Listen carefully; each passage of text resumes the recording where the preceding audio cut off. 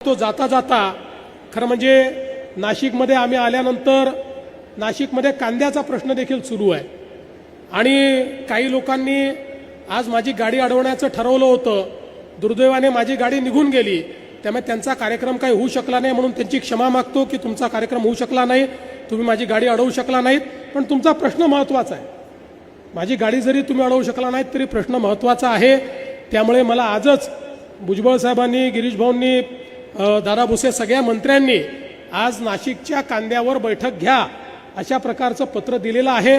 त्यामुळे लवकरच तुम्ही जरी माझी गाडी अडवलेली नसली तरी ती बैठक घेऊन दरवर्षी आपण काही ना काही तोडगा काढतो, तसा तोडगा हा आपण निश्चितपणे कांद्यावर काढून आपल्या कांदा उत्पादक शेतकऱ्याला दिलासा देण्याचा प्रयत्न आपण करू. वैश्विक बाजारामुळे दरवर्षी काही ना काही अडचण आमच्या कांदा उत्पादक शेतकऱ्यावर येते, पण जेव्हापासनं युतीचं सरकार आहे दरवेळेस अडचण आली की कांदा उत्पादक शेतकऱ्याच्या पाठीशी आपण उभं राहतो. तसे यावेळी देखील आपण राहू हे या ठिकाणी सांगतो आणि माझं बोलणं संपवतो.